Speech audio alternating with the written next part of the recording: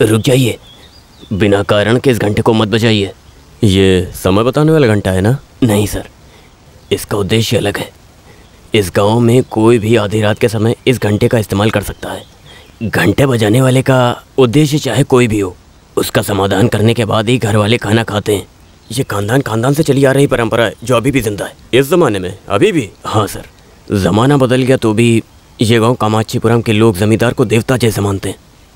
अभी भी लोग इस घंटे को बजाते हैं क्या? हाँ बजाते हैं। ये घंटा बजाने वाली कहानी सुनाए तो आपको पूरा इतिहास बताना पड़ेगा। पिछली बार घटी एक घटना से अभी के जमींदार के साथ संबंध है। नरसिम्हा मडियार की कहानी। इस गांव के साथ ही रहने वाले हैं। चिंदबरम अभी रहे जमींदार ने कुछ पैसे उधार लिए थे, जो समय पर पैसा लौटा नहीं पाया और जमींदार के वक्त मांगता गया। वैसे एक दिन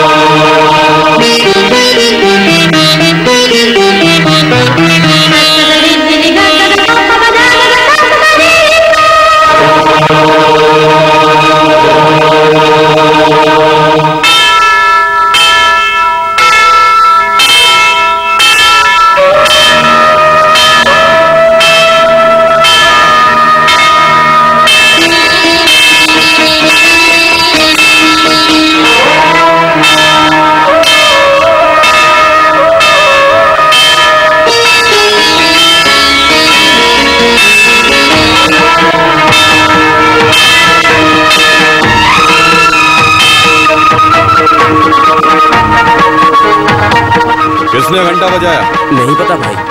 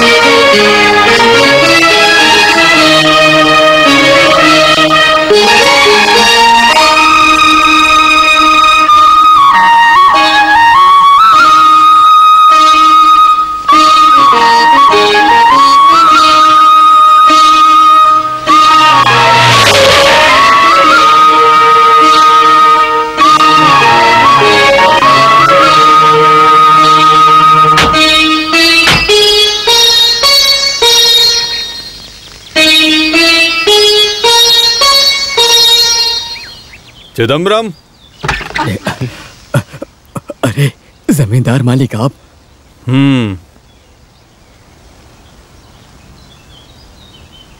आप किसी को बुलावा भेज देते तो मैं खुद वहां पर चला आता। यहाँ बैठने का भी कुछ नहीं है। नहीं, किसने ये चिट्ठी लिखी है? चिट्ठी? मुझे कुछ नहीं पता जमींदार मालिक। कौन है मैथिली? मैथिली मेरी बेटी है। उसे बुलाओ। मैथिली।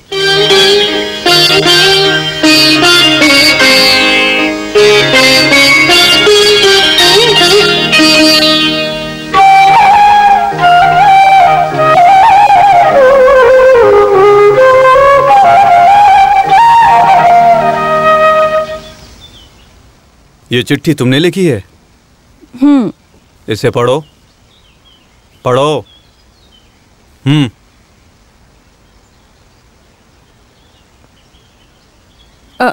नरसिम्हा मडियार की जानकारी के लिए। पूरा पढ़ो।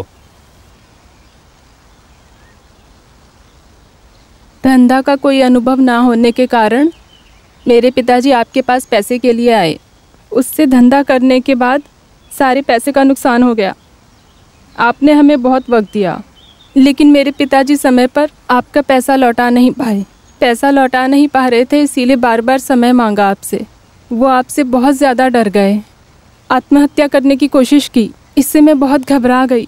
इस घर में मेरे जेवर और रहने की जगह मैंने सब गिरवी रख दी। लेकिन इसके बाद भी आपसे लिए पैसे पूरे नहीं हो पा रहे थे। मुझे कुछ समझ में नहीं आ रहा था।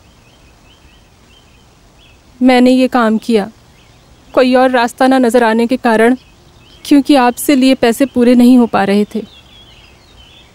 आपसे लिए पैसे इतने पैसों में पूरे नहीं हो पा रहे थे, और क्या करती आपकी विश्वासी चिदंबरम की बेटी मैथिली।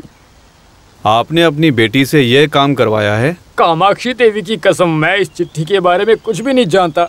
पिताजी की जानकारी के बिना मैंने ये चिट्ठी लिखी। घंटा बजाकर ये चिट्ठी और सामान रखकर क्यों भागकर चली आई थी? तुम्हारे घर का कागजात और गहने रखने से भी पूरा नहीं होता। बाकी के पैसे कब लौटाओगी? वो हम काम करके कैसे भी आपको लौटा देंगे। मैं इनसे पूछ रहा हूँ, तुम ही जवाब दो। हम कोई भी काम करने को पूरी तरह तैयार हैं। नरसिम्हा मडियार की बीवी बनना तुम्हें मंजूर है?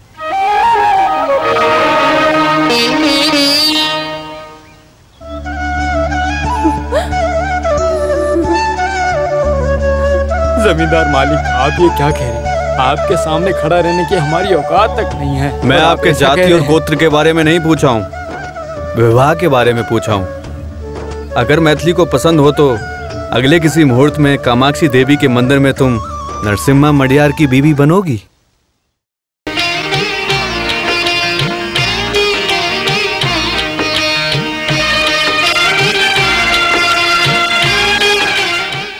ये घंटा और इस घंटे की कहानी बहुत अच्छी है। इस तरह की और बहुत सारी कहानियां हैं सर। हाँ,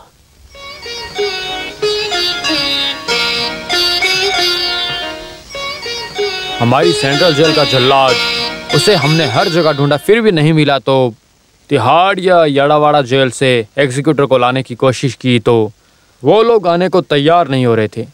मगर हैदर मडकरी को लटकाना है ये जानकर वो लोग कुछ जवाब दिए बिना ही आने से इनकार कर दिया। फिलहाल तमिलनाडु के गवर्नमेंट होम डिपार्टमेंट रमैया को बुलाया था, लेकिन उसने भी मना कर दिया। अब मैं क्या करूं? नरसिम्हा, अब तुम बताओ मैं क्या करूं? एक रास्ता है उस जेल के जल्लाद को ढूंढने का। उसका नाम क्या है? भैरव। वो चाहे कहीं भी हो, उसे ढूंढना ही होगा। मैं अपनी सर्विस से रिटायर होने से पहले मडकरी को सजा दिलाकर रहूंगा।